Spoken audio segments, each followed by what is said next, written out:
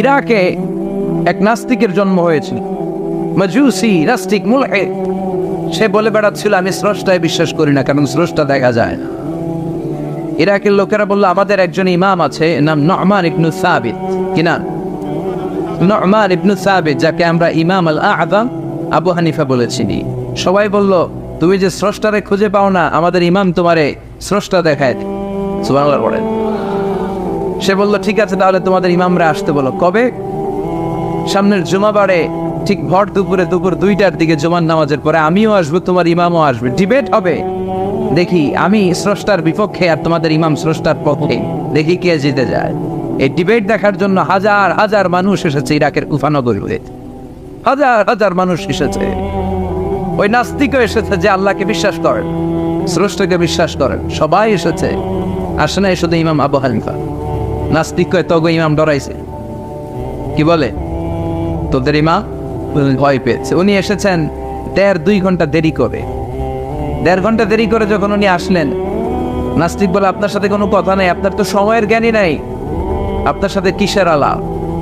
ইমাম Abu Hanifa বললেন ইনদি উযর, আমার ওজর আছে। কি ওজর? তিনি বললেন আমি যখন ঘর থেকে বেরোই আমার বাড়ির সামনে বিশাল এক নদী পড়ে যায়, আর এই নদী পেরোতে আমার নৌকা ব্যবহার করতে হয়। আজকে এসে দেখি নৌকাও নাই, মাঝিও নাই, কিচ্ছু না, কিভাবে পার হবো? হঠাৎ দেখলাম নদীর পাশে বিশাল বড় গাছ, গাছটা হঠাৎ এমনি এমনি 2 টুকরা হয়ে গেল।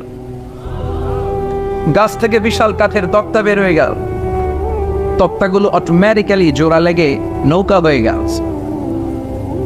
এই নৌকা মাঝি ছাড়া সা করে আমার সামনে চলে এলো।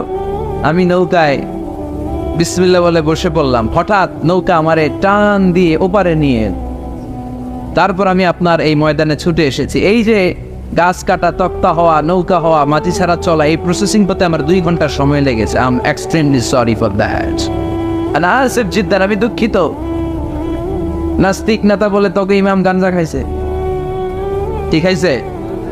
তোদের ইমাম মজনুন, জুন্না আলাই, মাথার তার সিরা নিয়ে যা। ইমাম আবু হানিফা বললেন ময়দানে আমারে গালি দিলেন কেন? পাগল বললেন কেন? তার সিরা বলে ডাকলেন কেন? মজনুন শব্দ ব্যবহার করলেন কেন? মার্জিত ভাষা ব্যবহার করতে শিখেন। নাস্তিক বলে কেমন কথা আপনি বলেন? শিক্ষিত মানুষ, দার্শনিক মানুষ, জ্ঞানী মানুষ, ইমাম মানুষ, কোন মানুষ ছাড়া, করাত ছাড়া বিশাল বড় বড় গাছ কাটা যায় নাকি? মিস্ত্রি ছাড়া তক্তা বানানো যায় নাকি? মিস্ত্রি ছাড়া তক্তা জোড়া লাগিয়ে এমনি এমনি নৌকা হয় নাকি? মাছি ছাড়া পানিতে নৌকা চলে নাকি? ইমাম আবু হানিফা বললেন now you on the right track. এই তো লাইনে আসছেন, এই লাইনে আনার জন্য তো এত গল্প, লাইনে আনার জন্যই তো এত স্টোরি আমি মেক করলাম। আপনার কথা থেকেই যদি ধরি, করাত ছাড়া গাছ কাটা যায় না, এমনি এমনি তক্তা হয় না, এমনি এমনি নৌকা হয় না, মাঝি ছাড়া নৌকা এমনি এমনি চলে না, তাহলে আকাশ কেমন করে এমনি এমনি হলো? জমিন কেমন করে এমনি এমনি হলো? দ্বীপ প্রহরের জলজলে সূর্যটা কেমন করে কিরণ দিল এমনি এমনি? আল্লাহু আকবার! কেমন করে নবমণ্ডল উপমণ্ডল সৃষ্টি হলো? কেমন করে দিন শেষে রাত্রি আসে, রাত্রি শেষে দিন আসে? ওইটা যদি এমনি এমনি না হয়, মহাবিশ্বের এই সুন্দর বসুন্ধরার সব কিছু কেমন করে এমনি এমনি হয়? নাস্তিক কয় হায় হায়, আসলে তো আমি একটা লুকা পাঠা, আসলেই তো আমি হাদারাম, এইভাবে তো ভেবে দেখি নাই। আসলে তো এগুলো এমনি এমনি হয় না। Someone is controlling everything in the world. একজন মহা শক্তিধর, মহা এমডি আছে, এমডি ম্যানেজিং ডাইরেক্টর, মহা ব্যবস্থাপক, সব ব্যবস্থাপকদের বড় ব্যবস্থাপক। চিৎকার করে বলেন তিনি কে? বিশাল এক ব্যবস্থাপক আছে, তিনি সব কন্ট্রোল করছেন। এতদিন পর্যন্ত আমি বুঝতে পারি নাই, আমারে মাফ করিয়ে দেন আর পড়িয়ে দেন লা ইলাহা ইল্লাল্লাহু মুহাম্মাদুর রাসূলুল্লাহ সাল্লাল্লাহু আলাইহি সাইয়েদনা ইমাম আবু হানিফার হাতে হাত রেখে শাহাদা বাক্য পাঠ করেছে। সুবহানাল্লাহ পড়ে। ঝিনুকের ভেতর লুকিয়ে থাকে যেমন মদি, ঝিনুকের ভেতর লুকিয়ে থাকে যেমন মদি, কালমা শাহাদাতে আছে আল্লাহর জ্যোতি, কালমা শাহাদাতে আছে আল্লাহর জ্যোতি। সুবহানাল্লাহ। এই জ্যোতি যার হৃদয়ে একবার টাচ করে তার জন্য জান্নাতকে খুলে দেয় কে? এজন্য এই সূরা পড়লে নাস্তিকরা নাস্তিক থাকবে না। নাস্তিকদের জন্য এখানে আল্লাহ মেডিসিন দিয়েছেন, কিছু ডোজ দিয়েছেন। আলহামদুলিল্লাহ পড়ে। এই সূরা থেকে আমরা কিছু সময় কথা শুনতে রাজি আছেন তো? সূরার নাম চিল্লায় বলেন কি না? মুলক। মুলক মানে কি? মুলক মানে রাজত্ব, মুলক মানে ক্ষমতা, মুলক মানে পাওয়ার, মুলক মানে কিংডম, মুলক মানে সভরেনিটি। সুবহানাল্লাহ পড়ে। রব্বুল আলামিন বলেন তাবারাকাল্লাযী বিয়াদিহিল মুলকু ওয়া হুয়া আলা কুল্লি শাইইন কাদির। সুবহান সেই সত্তা যার হাতে ক্ষমতা আর তিনি সব বিষয়ে ক্ষমতাশীল। সুবহান। তাবারাকাল্লাযী বিয়াদিহিল মুলক, মহামহিম সে সত্তা, সুবহান সে সত্তা, বিয়াদিহিল মুলকু যার হাতে ক্ষমতা। ক্ষমতা কার হাতে? আল্লাহ। চিৎকার করে বলতে হবে কার হাতে? আল্লাহ। নাকি আমাদের হাতে? না সরকারের হাতে, পুলিশের হাতে, র্যাবের হাতে, মাশরাফির হাতে, হিরো আলমের হাতে? ক্ষমতা কার হাতে? ক্ষমতা শুধুমাত্র একজনের হাতে। চিল্লায় বলেন তিনি কে? আল্লাহ। আল্লাহর হাতে ক্ষমতা, আর তিনি হচ্ছেন সকল ক্ষমতার উৎস, সেন্টার অফ অল পাওয়ার্স। সব ক্ষমতার উৎস কে? নাকি জনগণ? আমরা কিন্তু এটাই শিখি, এদেশে আমাদেরকে রাষ্ট্রীয়ভাবে শিখানো হয় এটা রাষ্ট্রীয় কুপুরি। সকল ক্ষমতার উৎস জনগণ নয়, সকল ক্ষমতার উৎস কে? উনি ক্ষমতার উৎস, তিনি ক্ষমতাশীল, মহা ক্ষমতাধর, তার ক্ষমতার সাথে কারো তুলনা হয় না। আমাদের কি ক্ষমতা আছে? কথা বলে। বল্লা পোকা কেমন খাইছেন? হ্যাঁ, মৌমাছি কামড়াইছে, মৌমাছি কামড়াইলে চিল্লাচিল্লি শুরু করে, তো কি ক্ষমতা আছে আপনার? বল্লা কামড় মেয়েরা দেয় তো ওটা ধরে তো মারবো, এটাও পারি। কুত্তায় কামড়াইলে আমরা কুত্তারে কামড়াইতেও পারি না। কথা বলেন। আমরা নাকি ক্ষমতার মালিক। পিছন থেকে কেউ যদি বলে হুজুর শাহ, মজা করে বলছি এতই ভাই বেশ, আসলে যদি করে আসতো শব্দ, স্লোগান দেওয়ার বেলায় লিল্লাহে তাকবীর আল্লাহু আকবার, আমার ভাই তোমার ভাই, কাপায় ফেলামো নামায় ফেলাও। কথা বলেন। আর যদি পেছন থেকে কেউ আওয়াজ করে বলে শাহ, দৌড়। আপনারা কি দৌড় দিবেন? আমরা দিতে দৌড় দিন। কথা কর। চাচা আপনরা জীবন বাঁচানোর জন্য ভয়ে পাগল। সাপ লাগবে না, বাবা ভেঙছিলেন মাইথার দিয়ে নাই বোধ হয়। আছে আছে। কি করে? খালি লাফায়। 10টা বাবা ব্যাং যদি ছেড়ে দেওয়া হয় স্টেজে 2টা, আর বাকি 8টা এদিকে, বাবা ব্যাং আর কি লাভ দিন? এর সে লাফালাফি শুরু করবো আমরা। কথা বলে। আর আমরা দাবি করি আমরা ক্ষমতার উৎস। কোনো ক্ষমতা নাই। একবার ডায়রিয়া হলে 3বার টয়লেটে গেলে আর চেহারার দিকে তাকানো যায় না। কারে মাফ করে দে, আই মরে যাইও, আই হাইতান না, আছে না নাই? তো পারবেন না কেন? আপনার ক্ষমতার উৎস, আপনি না ক্ষমতার উৎস। আরে আপনার তো কোনোই ক্ষমতা নাই। খুলিকাল ইনসানু দাঈফা, মানুষকে দুর্বল থেকে দুর্বল করে তৈরি করেছে কে? এজন্য রব্বুল আলামিন বলেন তাবারাকাল্লাযী বিয়াদিহিল মুলকু ওয়া হুয়া আলা কুল্লি শাইইন কাদির। সুমহান সেই সত্তা যার হাতে ক্ষমতা। চিল্লায় বলেন ক্ষমতা কার হাতে? আল্লাহ। আমাদের হাতে কোনো ক্ষমতা নাই। আমরা হলাম দুর্বল। আমরা কি দুর্বল? দুর্বলের ঘরে দুর্বল। আমরা যখন জন্মেছিলাম দুর্বল। আমার ছোট্ট একটা মেয়ে আছে, আমি অবাক হয়ে থাকি যে আমিও তাইলে ছোটবেলায় এরকম ছিলাম। না খাওয়ালে খেতে পারে না, পেশাব পায়খানা করে, ঘর নষ্ট করে, বমি করে, দাঁড়াতে পারে না, শুইতে পারে না, লালা পড়তে থাকে, ক্লিন করতে হয়, সব সময় তাকে সার্ভ করতে হয়। কি দুর্বল ছিলাম আমরা। ওই দুর্বলতা থেকে যৌবনের সাময়িক একটা সময় পাই রক্ত গরম। এরকম রক্ত গরম তোমার আগে ছিল না। আগে তুমি দুর্বল ছিলা। তুমি শুধু দুর্বল না, তুমি দুর্বলের ঘরের দুর্বল। আমাদের 14 পুরুষ দুর্বল। চিল্লায় বলেন ঠিক কিনা? কি ক্ষমতা আমাদের? দুর্বল হয়ে দুনিয়ায় জন্মালাম, সাময়িক কিছু সময়ের জন্য যৌবনের শক্তি পেলাম, আবার ওইটার পরে আবার দুর্বল হয়ে গেল। রং ধরা যৌবন জং ধরে শেষ, আবার লাঠি নিয়ে হাঁটা লাগে, কোমরে ব্যথা, মাজায় ব্যথা, আবার পুজো হয়ে যায়। কি ক্ষমতা আছে আমার? কি ক্ষমতা আছে? একটু ভূমিকম্প হলে কাঁপাকাঁপি শুরু হয়ে যায়, ঠিক কিনা? ভূমিকম্প হলে বাঁচার জন্য সব দেয় দৌড়। টেলিভিশনের কিছু লাইভ প্রোগ্রাম দেখলাম, উপস্থাপক দৌড়, অতিথিও দৌড়। দেখেন নাই? লাইভ ব্রডকাস্টিং হচ্ছিল, সরাসরি সম্প্রচার। যখন দেখা যাচ্ছে চেয়ার কাঁপতেছে, উপস্থাপক দৌড়, আর মেহমানরা বসে আছে মাইক নিয়ে, কিছুক্ষণ পরে আরো কাঁপাকাঁপি বেড়ে গেল, মেহমানও দৌড়। কথা কর, 20 তলা 30 তলা দামি দামি বিল্ডিং গুলোর ফ্ল্যাটের ভেতরে যারা থাকে, তুফান শুরু হলে দেয় দৌড়। কথা কন, ভাড়াটিয়ারা দৌড়ায়, বাড়িওয়ালারা দৌড়ায় না।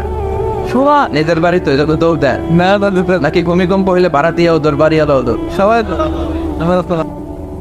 পুলিশের প্রধানও দৌড় দেয়, বাস্তবে তো র্যাবের প্রধানও দৌড় দেয়, প্রেসিডেন্টও দৌড় দেয়, শুধু প্রধানমন্ত্রী দৌড় দেয় না।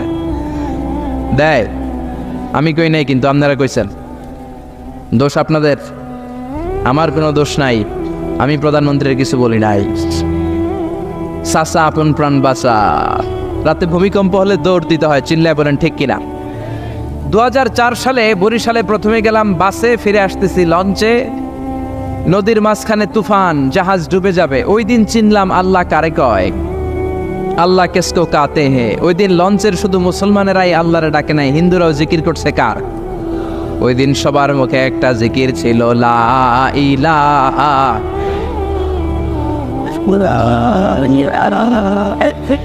লা ইলাহা ইল্লাল্লাহু মুহাম্মাদুর রাসূলুল্লাহ। লঞ্চের সবাই সেদিন চিৎকার দিয়ে বলছে বাঁচাও। আমি বললাম কে বাঁচাবে? কই হুজুর আপনি বাঁচাবেন।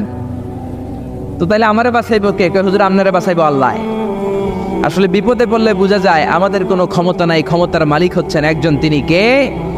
এজন্য রব্বুল আলামিন বলেন, কুলিল্লাহুম্মা মালিকাল মুলকি তুতিল মুলকা মান তাশাউ ওয়া তানজিউল মুলকা মিম্মান তাশা ওয়া তুইজ্জু মান তাশাউ ওয়া তুযিল্লু মান তাশাউ বিয়াদিকাল খায়র ইন্নাকা আলা কুল্লি শাইইন কাদির। ও আল্লাহ, আপনি ক্ষমতার মালিক। ক্ষমতার মালিক কে? আপনি যারে চান ক্ষমতার চেয়ারে বসান, আবার যারে চান ক্ষমতা থেকে নামিয়ে দেন। ফেরাউনকে মিশরের মসনদে বসালো কে? আবার সাগরের পানিতে সুবানি খাওয়াইলো কে? নমরুদকে ইরাকের চেয়ারে বসালো কে? আবার মশার কামড় দিয়ে শেষ করে দিল কে? ডোনাল্ড ট্রাম্পকে আমেরিকার ক্ষমতার চেয়ারের মধ্যে বসালো কে? ডোনাল্ড ট্রাম্প যদি বান্দ্রামি করে, ওইটারও লাথি মাইরা নামায়া দিতে পারে কে? এজন্য আল্লাহ বললেন, তাবারাকাল্লাযী বিয়াদিহিল মুলকু ওয়া হুয়া আলা কুল্লি শাইইন কাদির। সুমহান সেই সত্তা যার হাতে ক্ষমতা, সব ক্ষমতা কার হাতে? জোরে বলেন না, কার হাতে? এই পৃথিবীতে অনেক দেশের প্রধানমন্ত্রী কিংবা প্রেসিডেন্ট ক্ষমতার চেয়ারে 5 বছরের মেয়াদে বসে, জানেন? জানেন না? না, কোন দেশে 5 বছরের মেয়াদে, কোন দেশে 10 বছরের মেয়াদে। তো আমার আল্লাহ ক্ষমতার চেয়ারে বসছে কয় বছরের মেয়াদে? কথা বলেন। 20 বছর, 50 বছর, 100, 200, এর চেয়ে বেশি? উনার ক্ষমতার নির্দিষ্ট মেয়াদ নাই, উনার আজীবন মেয়াদ। সুবহানাল্লাহ কইবেন না? ওয়াল আউয়াল ওয়াল আখির ওয়াল যাহির ওয়াল বাতিন ওয়া হুয়া বিকুল্লি শাইইন আলিম। আল্লাহ বললেন, আমি প্রথম, আমি শেষ, আমি প্রকাশ্য, আমি গোপন। অনাদিকাল থেকে আমি আল্লাহ ক্ষমতার চেয়ারে বসা, অনন্তকাল পর্যন্ত থাকব। ঠিক কি না? 5 বছর 10 বছরের মেয়াদে আল্লাহ ক্ষমতার চেয়ারে বসে নাই। আল্লাহর ক্ষমতার মেয়াদ হচ্ছে আজীবন মেয়াদ। চিল্লায় বলেন ঠিক কি না? বুঝে শুনে উত্তর দিবেন। পৃথিবীর অনেক দেশে ক্ষমতায় যেতে হলে ডেমোক্রেটিক সিস্টেমে ক্ষমতায় যেতে হয়, মানে ভোটে জিতে। তো আল্লাহ তো ভোটে জিতে ক্ষমতায় আসছে, তাই না? ভোট ছাড়া, হ্যাঁ, এমনি এমনি চলে আসছে। আবার পৃথিবীর অনেক দেশে ডিক্টেটরশিপ সিস্টেমে, মানে স্বৈরাচারী পদ্ধতিতে, জোর যার মুল্লুক তার, ওই সিস্টেমে ক্ষমতায় বসে। আল্লাহ তো এই সিস্টেমে আসছে না? আচ্ছা। আবার অনেক দেশে আছে মোনার্কি সিস্টেম, রাজতন্ত্র, বাবা রাজা, তার ছেলেও রাজা। তো আল্লাহর বাবা ছিল রাজা, এই জন্য আল্লাহও রাজা। বিষয়টা কেমন? আল্লাহ বললেন, খবরদার, আমার ক্ষমতার সাথে তোদের ক্ষমতা মিলাবি না। কুল হুয়াল্লাহু আহাদ আল্লাহুস সামাদ লাম ইয়ালিদ ওয়া লাম ইউলাদ ওয়া লাম ইয়াকুন লাহু কুফুয়ান আহাদ। লাম ইয়ালিদ ওয়া লাম ইউলাদ, আমি কাউরে জন্ম দেই নাই, আবার আমি কারো কাছ থেকে জন্ম নেই নাই। উত্তরাধিকার সূত্রে কারো কাছ থেকে ক্ষমতা পাই নাই। বিশ্বের শুরুতে, মহাবিশ্বের শুরু থেকে যে ক্ষমতার চেয়ারে আমি আল্লাহ বসে আছি, আমি আল্লাহ এই ক্ষমতার চেয়ারে শেষ পর্যন্ত থাকবো। চিল্লায় বলেন ঠিক কি না? আমাদের ক্ষমতার সাথে ওনার ক্ষমতার কোনো মিল নাই। আবার পৃথিবীর অনেক দেশে দেখবেন ক্ষমতায় যেতে হলে কোয়ালিশন করা লাগে। বাংলাদেশে এটা বলে জোট করা লাগে। কি করা লাগে? জোটের রাজনীতি বাংলাদেশে আছে না নাই? কথা বলেন, কথা কয় না, মনে হয় কিছু বুঝেই না। জোটের রাজনীতি আছে না নাই? জোট যার বেশি ক্ষমতা তার বেশি, ঠিক কি না? প্রথমে শুরু হলো 4 দলীয় জোট, তারপর 14 দলীয়, তারপর 18 দলীয়, এরপর 20 দলীয়, এরপর মহাজোট, এবার হবে মহাজোট। তো আল্লাহ তো জোট করে ক্ষমতায় আসছে। আল্লাহর জোট করা লাগছে, কোয়ালিশন করা লাগছে। আল্লাহ বললেন খবরদার, ওয়ালাম ইয়াকুল্লাহু শারীকুম ফিল মুলকি ওয়া কাব্বিরহু তাকবীরা। আমার ক্ষমতায় কোনো অংশীদার দল নাই, আমার ক্ষমতার মধ্যে কোনো শরিক দল নাই, আমার কোনো জোট নাই, আমার কোনো কোয়ালিশন নাই। আমি একাই ক্ষমতার মালিক, আমার ক্ষমতায় ভাগ বসানোর মতো কেউ নাই। জোরে কোন ঠিক কি না? আবার দেখবেন পৃথিবীর অনেক দেশে আন্দোলনের মাধ্যমে ক্ষমতার চেয়ার থেকে নামানো যায়। যিনি প্রেসিডেন্ট, একটা আন্দোলন করলে ক্ষমতা থেকে নামানো যায়, এরকম আছে না নাই? গণ অভ্যুত্থান করতে পারলে, আন্দোলন করতে পারলে ক্ষমতা থেকে নেমে যায়। আমি যখন মিশরে পড়াশোনা করি, মিশরের প্রেসিডেন্ট ছিল হোসনি মুবারক। মিশরে একটা আন্দোলন হলো, ওই আন্দোলনের ঠেলায় হোসনি মুবারক ক্ষমতা ছেড়ে দিতে বাধ্য হলো। তো আমরাও যদি পৃথিবীর সবাই মিলে আল্লাহর বিরুদ্ধে আন্দোলন করি, আল্লাহ ক্ষমতা ছেড়ে দিতে বাধ্য। বুঝে শুনে উত্তর দিয়েন। পৃথিবীর সবাই মিলে চাইলেও আল্লাহ ক্ষমতা থেকে নামবে না।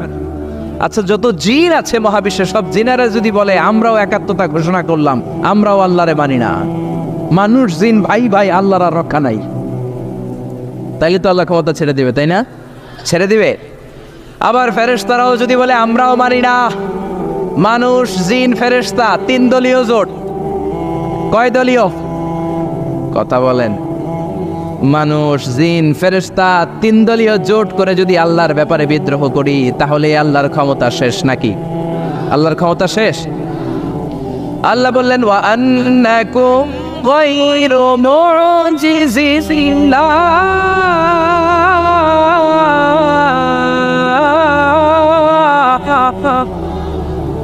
খবরদার, গোটা বিশ্বের সবাই মিলে যদি আমি আল্লাহরে পরাস্ত করতে চাও, গোটা বিশ্বের সবাই মিলে যদি আমি আল্লাহর ব্যাপারে বিদ্রোহ করো, আমি আল্লাহর বিরুদ্ধে যদি আন্দোলন সবাই মিলে তোমরা করো, আমার ক্ষমতার এক আনাও তোরা কমাতে পারবি না। সুবহানাল্লাহ। তার মানে আমাদের ক্ষমতার সাথে আল্লাহর ক্ষমতার কোনো মিল নাই। চিল্লায় বলেন ঠিক কিনা? আবার বুঝে শুনে উত্তর দেন। অনেক দেশে দেখবেন রাজার বয়স এত হয়েছে, বয়সের ভারে নুজ্জ হয়ে 70-80-তে পৌঁছে গেছে, কয় আই আর হাইতান্ন, আমি অবসরে যাব, সেলফ রিটায়ারমেন্ট, স্বেচ্ছায় অবসরে যাব। এরকম হয় না? অনেক রাজা, সুলতান, প্রেসিডেন্ট স্বেচ্ছায় অবসরে চলে যায়। তো আল্লাহরও তো অনেক বয়স হয়েছে, এখন আল্লাহর অবসরে যাওয়ার সময় এসেছে। বয়স হয় নাই, এত বছর উনি ক্ষমতা চালায়, এখনো বয়স হয় নাই। উনি ক্লান্ত হয় না? উনার ঘুমে ধরে না? আল্লাহ বললেন খবরদার, লা তাখুযুহু সিনাতু ওয়ালা নাওম। আমার ঘুম নাই, আমার কোনো নিদ্রা নাই, আমার কোনো তন্দ্রা নাই, আমার কোনো ঝিমুনি নাই। ওয়ালা ইয়াউদুহু হিফযুহুমা ওয়া হুয়াল আলিয়ুল আযীম। এই পুরো মহাবিশ্বটা পরিচালনা করতে যে আমি আল্লাহ ক্লান্ত হই না, আমি আল্লাহর তন্দ্রা আসে না, আমি আল্লাহর ঝিমুনি আসে না, আমি আল্লাহর ঘুম আসে না। আমি আল্লাহ একাই মহাবিশ্বের সব ক্ষমতার মালিক, ঠিক কি না? এজন্য আল্লাহ বললেন তাবারাকাল্লাযী বিয়াদিহিল মুলকু ওয়া হুয়া আলা কুল্লি শাইইন কাদির। সুমহান সেই সত্তা যার হাতে ক্ষমতা। ক্ষমতা কার হাতে? সবাই বলেন না, ক্ষমতা কার হাতে? নাকি আপনাদের হাতে? আর কোনোদিন বলবেন জনগণ সকল ক্ষমতার উৎস? আর কোনোদিন বলবেন সকল ক্ষমতার উৎস হচ্ছে একজন, তিনি কে? আওয়াজ করে বলতে হবে, তিনি কে? আমরা বললাম আল্লাহ, বুঝলাম আপনি ক্ষমতার মালিক, আর কিসের মালিক বলেন?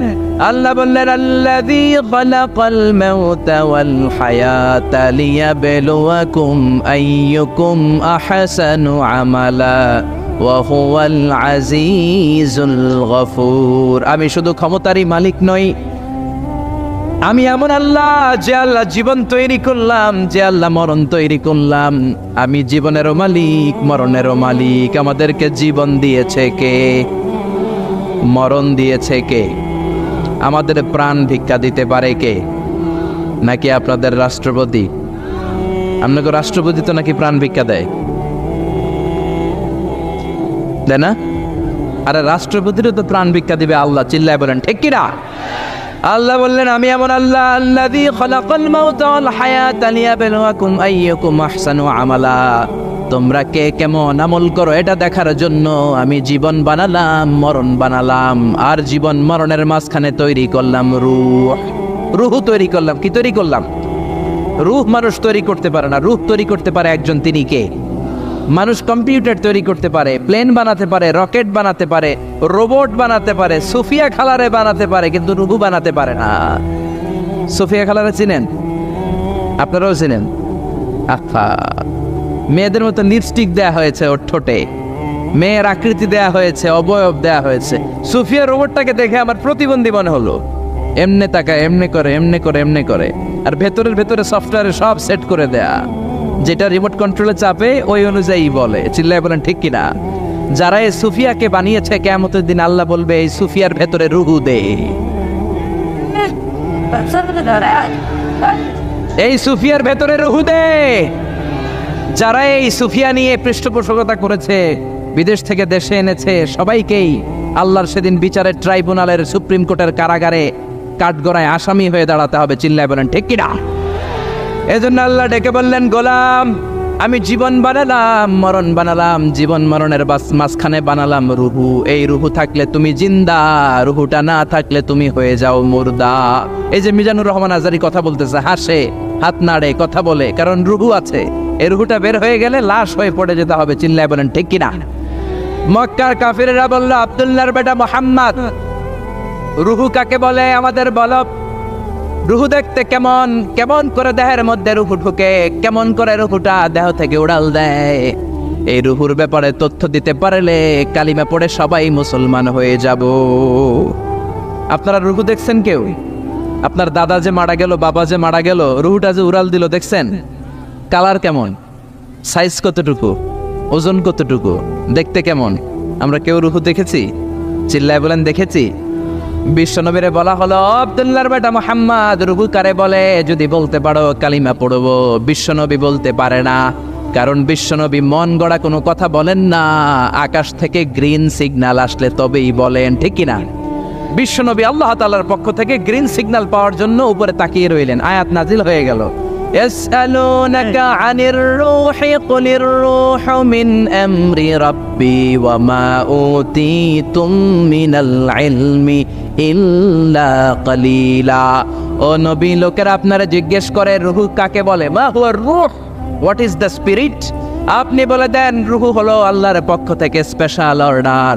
আল্লাহর অর্ডারে এই রূহটা দেহের মধ্যে ঢোকে, আবার আল্লাহর অর্ডারে রূহ বের হয়ে যায়। আল্লাহু আকবার। এই রূহটা মানুষের দেহে ঢুকে কার অর্ডারে? আবার বের হয়ে যাবে কার অর্ডারে? পৃথিবীর যত বিজ্ঞানীরা আছে সবাই মিলেও কি একটা রূহ বানাতে পারবে? জোরে বলেন না, রূহ বানাতে পারবে? আল্লাহ চ্যালেঞ্জ করে বললেন, ওমা উতীতুম মিনাল ইলমি ইল্লা কালিলা। তোমাদেরকে একেবারে যত সামান্য কিঞ্চিত জ্ঞান দিয়ে আমি তৈরি করেছি, তোমাদের এই লিমিটেড জ্ঞান দিয়ে রূহ বানানো যাবে? ইউনাইটেড স্টেটস অফ আমেরিকা একজন মেডিকেল সায়েন্টিস্ট এই চ্যালেঞ্জ গ্রহণ করলো। সে চ্যালেঞ্জ গ্রহণ করে বলল, আমি রুহু বের করে ছাড়বে। কি বের করব? রুহু। আমেরিকার ওই মেডিকেল সায়েন্টিস্ট সে চ্যালেঞ্জ করে বলল, আমি রুহু বানাবো। কি বানাবো? উত্তর দিতে হবে কিন্তু। কি বানাবো? রুহু বানাবো। কেমন করে রুহু বের হয় এটা আবিষ্কার করে আমি নোবেল প্রাইজ জিতবো, নোবেল লরেট হব। 7 বছর সে গবেষণা করলো মুমূর্ষু রোগীদের নিয়ে। মুমূর্ষু রোগী নিয়ে বসে থাকে, কখন রুহুটা বের হবে, রুহু ধরার জন্য বসে থাকে। কিন্তু 7 বছরে হাজার হাজার মুমূর্ষু রোগীর দেহ থেকে রুহু উড়াল দিয়েছে, কিন্তু রুহু ধরতে পারে নাই। সুবহানাল্লাহ কইবেন না? আচ্ছা, এইবার তার মাথায় একটা চিন্তা আসলো, না এই পন্থায় হাঁটলে তো হবে না, আমি একটা কাজ করি। বুলেট প্রুফের গ্লাস দিয়ে একটা ছোট্ট গ্লাসের রুম বানাই, ওই গ্লাসের ভেতরে মুমূর্ষু রোগী ঢুকাইয়া দিব। বুলেট প্রুফ চিনেন তো? মানে গুলি মারলেও গুলি ঢুকবে না। আমাদের মাননীয় প্রধানমন্ত্রী, রাষ্ট্রপতি মহোদয়, ওনারা যে গাড়িগুলো চালায় এগুলো কিন্তু বুলেট প্রুফ, জানেন? গুলি মারলে গুলি ঢুকে না। তো উনি বুলেট প্রুফ গ্লাস দিয়ে, টেম্পার্ড গ্লাস দিয়ে ছোট্ট একটা রুম বানালেন, কাচের গ্লাস। উনি মনে মনে ভাবলেন, মুমূর্ষু রোগী যদি এই কাচের গ্লাসের ভেতরে ঢুকাই, যেহেতু বুলেট প্রুফ, কিছু ঢুকেও না, বাইরে হয় না, রুহু বাইরে কেমনে দেখি।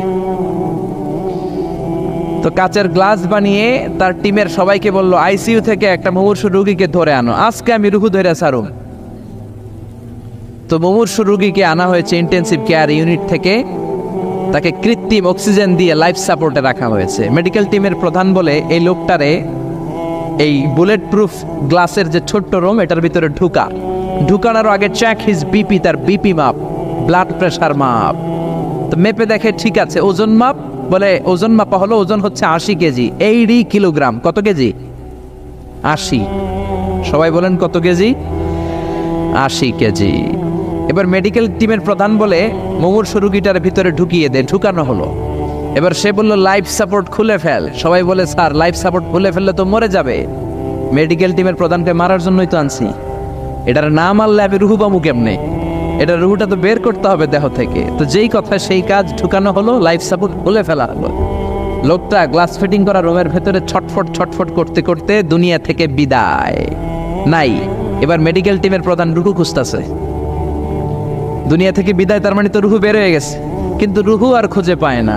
গ্লাসের এই দিকে তাকায়, ওই দিকে তাকায়, নিচে উপরে, ডানে বায়ে, সামনে পেছনে, কোথাও রুহু নাই।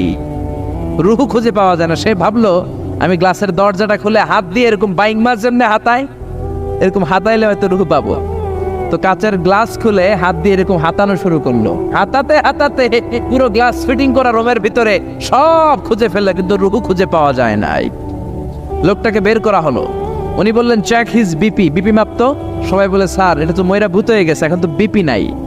বিপি বুঝেন তো, ব্লাড প্রেশার। এই যে ধাক্কাটা, অলিন্দ নিলয়, সিস্টোলিক ডায়াস্টোলিক, জন্মের পর থেকেই আমাদের এই যে দম নেয়া আর দম ছেড়ে দেওয়ার খেলাটা আছে না নাই? কথা বলেন। এই যে ফুসফুস দম নেয়, দম ছেড়ে দেয়। শীতের রাতে আপনি কম্বল গায়ে দিয়ে ঘুমায় যান, আপনার দমও কি ঘুমায় যায়? আপনার দম ঘুমাইলে তো আপনি ঠুস। আয় রে মানুষ রঙিন ফানুস, দম ফুরাইলে তবু তো ভাই কারোরই নাই একটুখানি। আয় রে মানুষ রঙিন ফানুস, রঙিন ফানুস, আয় রে মানুষ। পড়েন আল্লাহু আকবার। এবার মেডিকেল টিমের প্রধান বলে, চেক হিজ বিপি, বিপি মাপ। সবাই বলে, বিপি নাই, কিন্তু ওজন আছে না নাই? মরার পরেও তো একটা লাশের ওজন থাকে কি থাকে না? এবার মেডিকেল টিমের প্রধান বলে, চেক হিজ ওয়েট, ওজন মাপ। এবার ওজন স্কেলে শোয়ানোর পরে দেখা গেল লোকটা মরার আগে ছিল 80, এখন হয়ে গেছে 78 কেজি। কয় কেজি? মরার আগে লোকটা ছিল কয় কেজি? মরার পরে ওজন দেওয়ার পরে ওজন হয়ে গেছে কয় কেজি? কমছে কয় কেজি? মেডিকেল টিমের প্রধান কয়, আমি পাইছি। সবাই কয়, কি পাইছেন? মেডিকেল টিমের প্রধান কয়, ওইডা। সবাই কয়, কোনডা? কয়, রুহু। কেমনে পাইলেন? কয়, মরার আগে ছিল 80 কেজি, মরার পরে 78 কেজি, কমছে 2 কেজি। তার মানে যেটা উড়াল দিছে ওইটাই 2 কেজি। পাইছে ঘোড়ার ডিম। কিন্তু বিজ্ঞানীদের নিয়ম হচ্ছে, আপনি একটা রেজাল্ট দিয়েই ফাইনাল জাজমেন্ট দিতে পারবেন না, আপনার আরো কিছু নমুনা সংগ্রহ করতে হবে। সে বলল, আরেকটা রোগীকে আইসিইউ থেকে নিয়ে আয়, ওজন মাপ, বিপি মাপ। বিপি ওকে, ওজন কত? 70 কেজি। দ্বিতীয় যে লোকটাকে আনা হলো তার ওজন 70 কেজি। চিল্লায় বলেন, কয় কেজি? 70। এবার গ্লাসের ভিতরে ঢুকানোর পরে অক্সিজেনের মাস্কটা খুলে ফেলা হলো। এই লোকটা অক্সিজেনের অভাবে ছটফট করতে মরে গেল। মরার পরে আবার রুহু খোঁজে, কিন্তু গ্লাসের ভিতরে রুহু নাই। এই লোকটাকেও বের করে মেডিকেল টিমের প্রধান বলে, চেক হিজ বিপি, বিপি মাপ। সবাই বলে, বিপি নাই, কিন্তু ওজন আছে না নাই? এই লোকটার ওজন মরার আগে কত কেজি? 70। এবার ওজন দিয়ে দেখে এই মৃত লোকটার ওজন হয়ে গেছে 71 কেজি। কয় কেজি? আগেরটা তো কম ছিল, মিলানো গেছে। এবার যাবি কই? হ্যাঁ, আগেরটা 2 কেজি কমেছে। মনে মনে চিন্তা ছিল, রুহু যেটা ছিল উড়াল দিয়েছে, রুহু নাই, 2 কেজি কমেছে। এবার ছিল 70 কেজি, মরার পরে আরো বেড়ে গেছে 1 কেজি। এবার যাবে কই? আল্লাহ বলে, কিয়ামত পর্যন্ত বিপি মাপতে পারবা, কিয়ামত পর্যন্ত বুলেট প্রুফের গ্লাসের ভিতরে লাশ ঢুকাতে পারবা, বের করতে পারবা, কিন্তু রুহু খুঁজে বের করতে পারবা না। ঠিক কি না? ইয়াসআলুনাকা আনির রূহি কুলির রূহু মিন আমরি রাব্বি ওয়া মা উতীতুম মিনাল ইলমি ইল্লা কালিলা। নবী লোকেরা আপনার রূহের ব্যাপারে জিজ্ঞেস করে, আপনি সোজা সাপটা লোকদেরকে বলে দেন, রূহ হলো আমার আল্লাহর আদেশ মাত্র। আল্লাহর আদেশে দেহে ঢুকে আল্লাহর আদেশে বের হয়। পৃথিবীর কোনো মানুষ রূহ খুঁজে বের করতে পারবে না, সে বের করতে পারে নাই। কারণ মানুষ মরে গেলে এক একজনের দেহের অবস্থা এক এক রকম। কারো হাতটা টাইট হয়ে যায়, খিচুনি দিয়ে দেহের সবকিছু জমাট বেঁধে যায়, ওজন কিছু বেড়ে যায়। আবার কারো দেহটা ফেসফেসে হয়ে যায়, দেহের পেটের ভেতরে যত গ্যাস ছিল এগুলো বের হয়ে দেহটা পাতলা হয়ে যায়। পাতলা হোক আর ভারী হোক, ওইটা মেজারমেন্ট করে রূহ খুঁজে বের করা যায় না। চিল্লায় বলেন ঠিক কিনা? আমরা বললাম আল্লাহ, বুঝলাম আপনি ক্ষমতার মালিক, আপনি রুহুর মালিক, আর কিসের মালিক বলেন? আল্লাহ বললেন, আল্লাযী খালাকা সাবআ সামাওয়াতিন তিবাকা মা তারা ফি খালকির রহমানি মিন তাফাউত। ও গোলাম, আকাশের দিকে তাকা, মাথার উপরে তাকা। 7টা স্তরে আকাশটারে 7টা স্তরে বিন্যস্ত করে সাজিয়ে দিয়েছে কে? আবার আল্লাহ বললেন, ওয়ালাকাদ যায়্যানাস সামাআদ দুনিয়া বিমাসাবিহা ওয়া জাআলনাহা রুজুমান লিশ-শায়াতিন। আমি এই পৃথিবীর কাছের আকাশটাকে, প্রথম আকাশটাকে চমৎকার চমৎকার তারা দিয়ে সুশোভিত করে দিয়েছি। সুবহানাল্লাহ। এই যে খালি চোখে উপরের দিকে যে আপনারা তাকান, তাকালে যেটা দেখা যায় এটা কি আকাশ? কথা বলেন না, এটা আকাশ না, এটা মহাশূন্য। এটা কি? জোরে বলেন, এটা কি? স্পেস, ফাদা। এটা মহাশূন্য। আপনি উপরের দিকে তাকালে যেটা দেখেন এটা প্রথম আকাশের মহাশূন্য। কথা খেয়াল করে বুঝতে হবে। তার অনেক অনেক উপরে প্রথম আকাশ, তারপরে দ্বিতীয় আকাশের মহাশূন্য, তারপরে দ্বিতীয় আকাশ, তারপরে তৃতীয় আকাশের মহাশূন্য, তারপরে তৃতীয় আকাশ, তারপরে চতুর্থ আকাশের মহাশূন্য, তারপরে চতুর্থ আকাশ। এভাবে একটার চেয়ে আরেকটা বড়। কত বড়? বিষ্ণু বললেন, তোমার হাতের আংটিটা খুলে যদি সাহারা মরুভূমির উপরে ছুঁড়ে ফেলে দাও, সাহারা মরুভূমির তুলনায় তোমার হাতের আংটি যত ছোট, আল্লাহর দ্বিতীয় আসমানের তুলনায় আল্লাহর প্রথম আসমানটা ঠিক তত ছোট। সুবহানাল্লাহ। বাড়িতে যে বললেন, একটার চেয়ে আরেকটা বড়। প্রথম আসমানের চেয়ে দ্বিতীয় আসমান বড়, দ্বিতীয় আসমানের চেয়ে তৃতীয় আসমান বড়, ওইটার চেয়ে চতুর্থ, পঞ্চম, ষষ্ঠ, সপ্তম ওইটা বড়। তার উপরে বর্ডার এলাকা সিদরাতুল মুনতাহা বড়, তার চেয়ে বড় হচ্ছে লৌহে মাহফুজ, তার চেয়ে বড় আল্লাহর আরশ, তার চেয়ে বড় আল্লাহর কুরসি, তার উপরে আল্লাহর 70,000 নূরের পর্দার প্রথম পর্দাটা মহাবিশ্বের সবকিছুর চাইতে বড়। আল্লাহর এই সৃষ্টির তুলনায় কত ক্ষুদ্র আমি, কত তুচ্ছ আমি, কত নগণ্য আমি। এই যে আড়াইবাড়ি দরবার, এটার কোন থানায় পড়েছে? কসবা। কসবা হচ্ছে ব্রাহ্মণবাড়িয়ার একটা থানা, তাই না? ব্রাহ্মণবাড়িয়া হচ্ছে বাংলাদেশের 64টা জেলার একটা জেলা। এরকম 64টা জেলা মিলে সুজলা সুফলা শস্য শ্যামলা ডিজিটাল বাংলাদেশ, ঠিক কিনা? আর এই ডিজিটাল বাংলাদেশ এই পৃথিবীর সবচেয়ে বড় দেশ নাকি? হ্যাঁ, তাহলে ছোট্ট সাইজের একটা দেশ। এই যে পাশের ভারত, এই ভারতও বাংলাদেশের চেয়ে 20-25 গুণ বড়। কানাডা প্রায় 100 গুণ বড়, রাশিয়া প্রায় 150 গুণ বড়। এরকম 200টা দেশ নিয়ে পৃথিবীর 30 ভাগ স্থল, বাকি 70 ভাগ শুধু হানি আর হানি। বুঝতে পারছেন? 30 ভাগ হচ্ছে স্থল, বাকি 70 ভাগ জল। এই পুরোটা মিলে আমাদের পৃথিবী। এই পৃথিবী হচ্ছে সৌরজগতের খুব ছোট্ট সাইজের একটা গ্রহ। সৌরজগৎ নিয়ে যাদের কিছু পড়াশোনা আছে তারা জানবেন, এই সৌরজগতের একটা ছোট্ট বালিকণার চেয়েও ছোট সাইজের একটা গ্রহ হচ্ছে পৃথিবী। এই সৌরজগতের যে গ্রহগুলো আছে, এমনও গ্রহ আছে যেগুলো পৃথিবীর চাইতে সাইজে অনেক বড়। বৃহস্পতি নামে একটা গ্রহ আছে, বিশাল বড় সাইজের গ্রহ। যেই সূর্যের আলো পেয়ে আমরা বেঁচে আছি, এই সূর্যটা পৃথিবী থেকে 13 লক্ষ গুণ বড়। সুবহানাল্লাহ। বাড়িতে যে দেখছেন, বাড়িতে যে বলতে বললে এদিকে বলে ফেলায়, আসতে বলতে বললে চিল্লায় বলে। ডিজিটাল সিস্টেম, সরকার ডিজিটাল, দেশ ডিজিটাল, বক্তা ডিজিটাল, শ্রোতাও ডিজিটাল। আশা করি মাইকটাও ডিজিটাল না? আলহামদুলিল্লাহ, ডিজিটাল হতে হবে। তো এই সূর্যটা পৃথিবী থেকে 13 লক্ষ গুণ বড়। কত লক্ষ? Can you imagine, can you guess? এটা কি আপনি কল্পনা করতে পারেন? 13 লক্ষ পৃথিবী সূর্যের মধ্যে রাখার জায়গা করে দিয়েছে কে? সূর্য কি পৃথিবী থেকে মাত্র 13 গুণ বড়? 1300 গুণ, 13,000 গুণ, 13 লক্ষ গুণ। তার মানে কি সূর্যই মহাবিশ্বের সবচেয়ে বড় গ্রহ, বড় তারা? না, ব্যাটেলজিউস নামে একটা তারা আছে যে সূর্য পৃথিবী থেকে 13 লক্ষ গুণ বড়। ওই ব্যাটেলজিউস তারা আবার ওই সূর্যের চেয়ে 33 কোটি গুণ বড়। তার মানে ব্যাটেলজিউস তারাই মহাবিশ্বের সবচেয়ে বড় তারা? না, ব্যাটেলজিউসের চেয়েও যে কত বড় তারা আছে তার কোনো ইয়ত্তা নাই। এরকম lakh lakh, million, billion, trillion, zillion, ফিলিয়ন, অক্ট্রিলিয়ন, কত অক্ট্রিলিয়ন তারা যে আমাদের গ্যালাক্সি মিল্কি ওয়েতে আছে, ইউনাইটেড স্টেটস অফ আমেরিকার নাসার বিজ্ঞানীরা আজও হদিস করতে পারে নাই। চিল্লায় কোন আল্লাহু আকবার। সূর্যের পরে পৃথিবীর সবচেয়ে কাছের তারার নাম হচ্ছে প্রক্সিমা সেন্ট্রাই, তারপরে আলফা সেন্ট্রাই এ, আলফা সেন্ট্রাই বি, এটা ক্যারিনা, ব্যাটেলজিউস একটার চেয়ে আরেকটা বড়।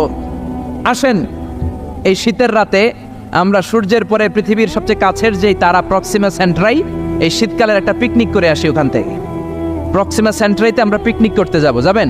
ওখানে যদি আমরা শীতকালীন পিকনিক করতে যাই তাহলে আমাদের কত সময় লাগবে? ছোট্ট একটা আইডিয়া দেই তো। আমরা যে পিকনিকে যাব, যারা যারা হাত তোলেন, কিভাবে যাইবেন? গাড়িতে? কেন? প্লেনে? রকেটে? হ্যাঁ, রকেটে যাইতে হবে, প্লেনে যাওয়া যাবে না। কারণ বর্তমান বিশ্বে সবচেয়ে দ্রুতগামী যে প্যাসেঞ্জার প্লেন আবিষ্কার হয়েছে এটার নাম হচ্ছে বোম সুপারসনিক। কি নাম? Bomb supersonic. Bomb bomb Afridi না, আবার বোম সুপারসনিক। এটা ঘন্টায় চলে 1300 কিলোমিটার বেগে। এটা দিয়েও যাওয়া যাবে না, কারণ কোনো প্যাসেঞ্জার বিমান দিয়ে এই যে মাধ্যাকর্ষণ শক্তি এটাকে ডিঙানো যায় না। আমাদেরকে যেতে হবে রকেট দিয়ে। কোন রকেট দিয়ে যাব? যে রকেট দিয়ে নীল আর্মস্ট্রং, এডউইন অলড্রিন আর মাইকেল কলিন্স 1969-এ চাঁদে নেমেছিল। ওই রকেটটার নাম হচ্ছে অ্যাপোলো 11। যারা যারা হাত তুলছেন একটু নামটা মুখস্থ রাখেন, অ্যাপোলো 11। তাহলে আপনি ঘুরে আসলে লোকেরা জিজ্ঞেস করতে পারে কোন রকেটে গেছিলেন, তখন বলতে হবে না অ্যাপোলো 11-এ গেছিলাম। তো ঠিক আছে, যারা যারা হাত তুললেন তারা আর আমি এখন পৃথিবী থেকে সবচেয়ে কাছের যে তারাটা প্রক্সিমা সেন্ট্রাই তার নাম, ওইখানে পিকনিকে যাব। তো এই যে রকেটটা দিয়ে যাব অ্যাপোলো 11, এটা কত দ্রুত চলে এটা আগে শোনেন। এই অ্যাপোলো 11 সেকেন্ডে চলে 11 কিলোমিটার বেগে, মিনিটে চলে 660 কিলোমিটার বেগে, আর ঘন্টায় চলে 39,000 কিলোমিটার বেগে। সুবহানাল্লাহ, মজা করে কইতে পারলেন না? 39,000 কিলোমিটার বেগে ঘন্টায় চলে। আচ্ছা, বাংলাদেশ থেকে আমেরিকা কত কিলো হবে? 8-10,000 কিলো। তার মানে এই রকেটটা দিয়ে বাংলাদেশ থেকে আমেরিকায় 1 ঘন্টায় 4 বার আসা যাওয়া করা যাবে। সুবহানাল্লাহ পড়েন। তো যারা যারা হাত তুলেছেন, আসেন আমরা এই রকেট দিয়ে পৃথিবীর সবচাইতে কাছের তারা প্রক্সিমা সেন্ট্রাইতে শীতকালের পিকনিকে যাব। কিন্তু যাবেন যে কত সময় লাগবে এটাও তো জানার দরকার আছে না নাই? যেই রকেটটা অ্যাপোলো 11 ঘন্টায় চলে কত হাজার কিলোমিটার বেগে? 39,000 কিলোমিটার বেগে।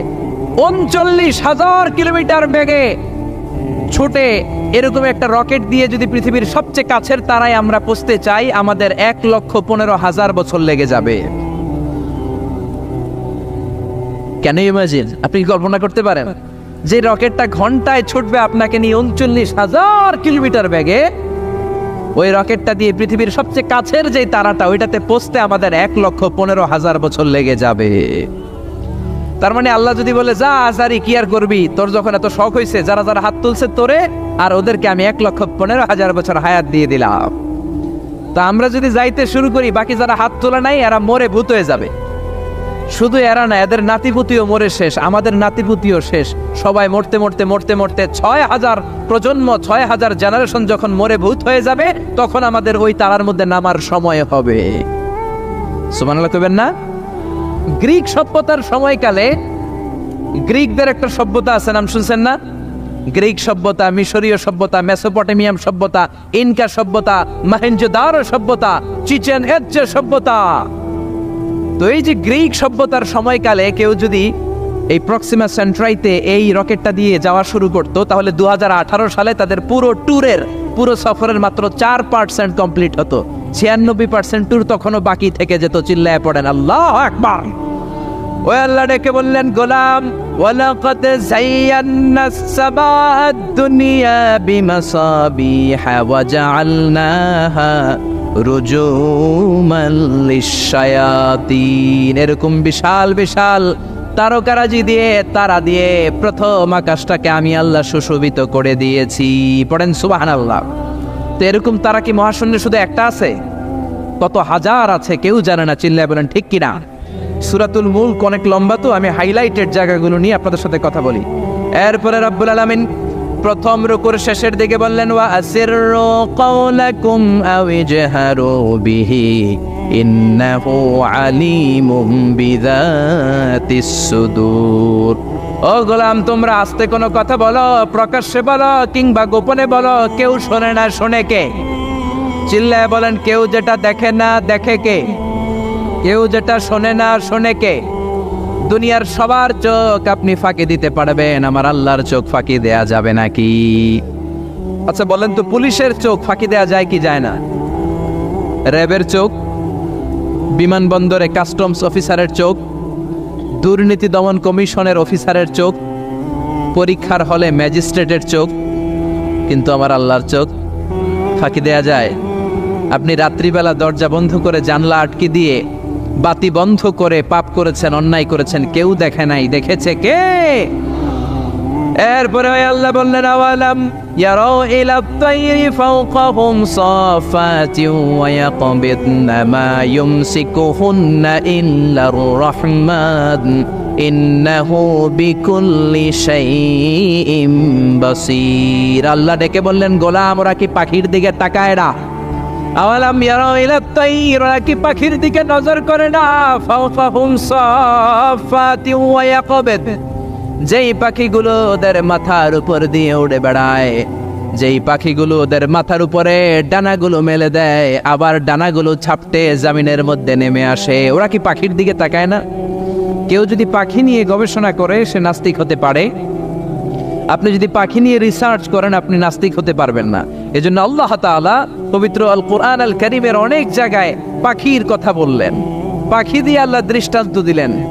সুলাইমান আলাইহিস সালামকে আল্লাহ তাআলা একটা স্পেশাল পাখি দিলেন, ওটার নাম হচ্ছে হুদহুদ। 1000 মিটার উপর থেকেও তার এই পাখির চোখে মেগাপিক্সেল এত বেশি ছিল, জমিনের দিকে নজর করেই জমিনের কত ফুট নিচে মিষ্টি পানি আছে এই পানির সন্ধান সে সুলাইমান নবীকে দিয়ে দিত। সুবহানাল্লাহ পড়েন। কত কিসিমের, কত ধরনের, কত রং বেরঙের পাখি যে আল্লাহ পৃথিবীতে বানিয়েছেন তার কোনো ইয়ত্তা নেই। হামিং বার্ড নামে একটা পাখি আছে, নর্থ আমেরিকাতে পাওয়া যায়, পৃথিবীর সবচেয়ে ছোট্ট সাইজের পাখি। এটা যখন প্রাপ্ত বয়সে পৌঁছে এই পাখিটার সাইজ হয় মাত্র 3 ইঞ্চি। কয় ইঞ্চি? পৃথিবীর সব পাখি সামনের দিকে উড়ে, আর এই হামিং বার্ড সামনেও যেমনি উড়ে পিছনের দিকে উঠতে পারে। সুবহানাল্লাহ কইলেন না? এই পাখিটা প্রতি সেকেন্ডে তার পাখা ঝাপটায় 80 বার। কয়বার? আমি আপনি আমাদের হাতগুলো 1 সেকেন্ডে ঝাপটাতে পারবো কয়বার? 4 বার, সবচেয়ে বেশি হলে 5 বার। আর এই পাখিটা প্রতি সেকেন্ডে তার ডানা ঝাপটায় 80 বার। চিল্লায় এখন সুবহানাল্লাহ। আলপিন সুইফট নামে একটা পাখি আছে, সাউথ ইউরোপের আল্পস পর্বতমালার পাশে এই পাখিগুলো পাওয়া যায়। গোটা বিশ্বে এটাকে সুইফট বার্ড বলে, সুইফট বার্ড। এই সুইফট বার্ড একবার শূন্যে উড়াল দেওয়া শুরু করলে 8 মাস উড়ন্ত অবস্থায় থাকতে পারে। আবার কোনো প্রয়োজনে পৃথিবীতে নেমে আসে, আবার উড়াল দিলে আবার 8 মাস, আবার নেমে আসে, আবার উড়াল দিলে আবার 8 মাস। সুবহানাল্লাহ পড়েন। হোমা বার্ড নামে একটা পাখি আছে, যে পাখিটা উড়ন্ত অবস্থায় ডিম পেড়ে দেয়, আর ওই ডিম জমিনে পড়ার আগেই উড়ন্ত অবস্থায় শূন্যে থাকতে ওই ডিম ফুটে বাচ্চা বেরোয়, ওই বাচ্চাও আবার শূন্যে উঠতে শুরু করে দেয়। এজন্য রব্বুল আলামিন বলেন, আওয়ালাম ইয়ারাউ ইলাত তায়রি ফাওকাহুম সাফাতিন ওয়া ইয়াকবিদ মা ইউমসিকুহুন্না ইল্লার রাহমান ইন্নাহু বিকুল্লি শাইইন বাসীর। নাস্তিকগুলো কি পাখির দিকে নজর করে তাকায় না? কেমন করে তাদের উপর দিয়ে পাখাগুলো মেলে দিয়ে তারা উড়ে বেড়ায়। সাফাতিন ওয়া ইয়াকবিদনা, পাখাগুলো ডানাগুলো মেলে দেয়, আবার ডানা ঝাপটায়। এই পাখিগুলোকে শূন্যে কেউ ধরে রাখে নাই, ধরে রেখেছে একজন, তিনি হলেন আমার আল্লাহ। তিনি কে? এই যে পাখিগুলো শূন্যে উড়ন্ত অবস্থায় থাকতে পারে, ওদেরকে শূন্যে উড়ন্ত অবস্থায় রাখলো কে? জোরে বলেন কে? ছোট্ট হাঁসের বাচ্চা পৃথিবীতে আসার সাথে সাথে কেমন করে পানিতে সাঁতার কাটে? কে এই হাঁসের বাচ্চারা শিখালো যে তোর টানা ঝাপটাতে হবে, পা নাড়াতে হবে? শিখালো কে? গাভীর পেট থেকে বাছুর বের হয়েই গাভীর ওলানের মধ্যে ঢু মারে। কে ওরে শিখালো ওই জায়গায় ঢু দে, ওইখানে ঢু মারলেই তোর রিজিক বেরোবে? কে শিখালো? সুবহানাল্লাহ কইতে মন চায় না? এজন্য আল্লাহ বললেন ওরা কি পাখির দিকে তাকায় না? পাখির দিকে তাকালে তো পৃথিবীর কোনো মানুষ নাস্তিক থাকতে পারে না। পাখিকে আরবিতে কি বলে বলেন তো দেখি? হ্যাঁ, কি? তয়ের। হ্যাঁ, তয়ের। আর বিমানকে আরবিতে কি বলে কে জানে? তয়ের, তয়রান, তয়ের একই জিনিস। বিমান আরবিও যা, পাখি আরবিও তা। Birds and aeroplane maintain the same flying mechanism while flying. পাখি আর বিমান যখন আকাশে উড়ে একই সিস্টেমে উড়ে, এই জন্য এই পাখির উপর রিসার্চ করে বিমান আবিষ্কার হয়েছে। সুবহানাল্লাহ পড়েন। কিন্তু আফসোসের বিষয় হচ্ছে আমরা বানাতে পারি নাই, এটা বানিয়েছে ইহুদিরা। উইলভার রাইট অর উইল রাইট দুই ভাই মিলে বিমান বানিয়েছে 1903 সালে। ইউনাইটেড স্টেটস অফ আমেরিকার নাগরিক এই দুই ভাই মিলে তারা বিমান বানিয়ে ফেললো। আমরা বানাতে পারি নাই। আমরা আছি মদ আর নারী নিয়ে, আমরা আছি হিন্দি সিনেমা নিয়ে, আমরা আছি মারামারি নিয়ে, আমরা আছি কাফের ফতুয়া দেয়া নিয়ে, আমরা আছি তর্কাতর্কি নিয়ে, জি বাংলা নিয়ে, স্টার জলসা নিয়ে, কিরণমালা নিয়ে। চিল্লায় বলেন ঠিক কিনা? স্টার জলসা হায়ারে জিহি বাংলা, নষ্ট করলো হয়ে আমার সোনার বাংলা। স্টার জলসা হায়ারে জিহি বাংলা, নষ্ট করলো হয়ে আমার সোনার বাংলা। ঠিক কিনা? কেমন করে পরকিয়া করতে হবে, শাশুড়ি বউয়ের মধ্যে কেমন করে কুটনামি লাগাতে হবে, এগুলো ট্রেনিং জি বাংলা, স্টার জলসা, হিন্দি সিনেমার ভেতরে আছে না নাই? আমরা এগুলো নিয়ে ব্যস্ত, কাফের ফতুয়া দিয়ে নিয়ে ব্যস্ত। কথায় কথায় আমাদের মুখ দিয়ে বেরোয় তুই কাফের, তুই 3 কারণে কাফের, তুই 5 কারণে কাফের, তুই 6 কারণে কাফের। এই কাফের মরলে এই কাফেরকে যেখানে কবর দেয়া হবে ওই কবরের উপর যে ঘাস উঠবে, ওই ঘাস যে গাভী খাবে, ওই গাভীর দুধ যে খাবে ওইটাও কাফের। এরকম ফতোয়া আছে না নাই? তো আমরা এই ফতোয়াবাজি নিয়ে ব্যস্ত। উইলভার রাইট আর অরভিল রাইট কোরআনের এই আয়াতের উপর রিসার্চ করে, গবেষণা করে এরা দুইজন বিমান বানিয়ে ফেললেন। এই দুই ভাই পাহাড়ের মধ্যে শুয়ে কত পাখি যে দেখেছে, কত পাখির ছবি যে এঁকেছে, কত পাখির মোশন অ্যান্ড মুভমেন্ট নিয়ে তারা গবেষণা করেছে। করতে করতে করতে এই দুই ভাই বিমান বানিয়ে ফেলেছে। তবে এখনকার মতো এত উন্নত বিমান নয়, ছোট্টখাট্ট বিমান, একটু উড়ে আবার ধপাস করে জমিনে পড়ে, একটু উড়ে আবার ধপাস করে জমিনে পড়ে। সর্বপ্রথম ফ্রান্সের এক শহর থেকে আরেক শহরে পৃথিবীর প্রথম প্যাসেঞ্জার বিমান এক শহর থেকে আরেক শহরে ল্যান্ড করেছে। এই তো মানুষের স্বপ্ন বাস্তবায়িত হয়ে গিয়েছে। এতদিন মানুষ শুধু দেখতো হায় রে পাখি উড়ে, আমরা উঠতে পারি না। এখন পাখির চেয়েও আরো দ্রুত বেগে আমরা উড়ি। ঠিক কিনা? এই যে আপনারা হজে যান, কিভাবে যান? প্লেনে যান। প্লেনে যান তো বুঝলাম, উড়ে উড়ে যান না? পাখি আর কত দ্রুত উড়ে, পাখির চেয়েও দ্রুত বেগে আমরা উঠতে পারি। চিল্লায় বলেন ঠিক কিনা? এই বিমান আবিষ্কার হওয়ার আগ পর্যন্ত পৃথিবীর সব দেশের ছিল শুধু সেনাবাহিনী আর নৌবাহিনী। বিমান আবিষ্কারের পর শুরু হয়ে গেল বিমান বাহিনী। এখন সব স্বাধীন দেশের বিমান বাহিনী আছে না নাই? Air force, military. এখন মানুষ ড্রোন হামলা করে, মিসাইল হামলা করে, ব্যালিস্টিক ক্ষেপণাস্ত্র দিয়ে হামলা করে। United states of America little boy and fat man নামে 2টা পারমাণবিক বোমা দিয়ে জাপানের হিরোশিমা নাগাসাকিকে ধ্বংস করে মেসাকার করে দিয়েছে। এমন ভাবে ধ্বংস করেছে, তারপরে কয়েক প্রজন্ম যারাই জন্ম নিত জাপানের হিরোশিমা নাগাসাকিতে বিকলাঙ্গ হয়ে জন্মাতো। হয় হাত নাই, নয় পা নাই, নয় চোখ নাই, নয় ঠ্যাং নাই। চিল্লায় বলেন ঠিক কিনা? এজন্য আল্লাহ বললেন, গোলাম আওয়ালাম ইয়ারাউ ইলা আত-তায়রি ফাওকাহুম সাফাতিন ওয়া ইয়াকবিদ মা ইউমসিকুহুন্না ইল্লার রাহমান ইন্নাহু বিকুল্লি শাইইন বাসীর। এই পৃথিবীর স্বঘোষিত নাস্তিকগুলা কি পাখির দিকে নজর করে তাকায় না? পাখি নিয়ে কোন নাস্তিক যদি গবেষণা করে, ওই নাস্তিক আর নাস্তিক থাকতে পারে না। ওরে নাস্তিক থেকে আস্তিক বানায়া দিবে কে? এরপর আল্লাহ বললেন, আম্মান হাযাল্লাযী ইয়ারযুকুকুম ইন আমসাকা রিজকাহু বাল্লাজ্জু ফী উতুইন ওয়া নুফুর। আল্লাহ বললেন, ও গোলাম, আমি আল্লাহ রিজিক দেই, আমি আল্লাহ যদি তোদের রিজিক বন্ধ করে দেই, কে আছে তোদের রিজিক দিতে পারে? রিজিক দেওয়ার মালিক কে? পৃথিবীতে যত খাবার আছে সব খাবারগুলো যদি নষ্ট হয়ে যায়, আমাদেরকে খাবার দিবে কে? ঘুম থেকে উঠে দেখলেন কোথাও কোনো খাবার নাই, বাজারে ফলমূল নাই, বিস্কুট নাই, আলু নাই, সিঙ্গারা নাই, কিচ্ছু নাই, ক্ষেতের মধ্যে কোনো ফসল নাই, গাছের মধ্যে ফুল ফল কিচ্ছু নাই। এরকম যখন অবস্থা হয়ে যাবে, আল্লাহ যদি রিজিকগুলো দেয়া বন্ধ করে দেয়, আপনাদেরকে রিজিক দিবে কে? খাদ্য দিবে কে? নাকি আপনাদের খাদ্যমন্ত্রী?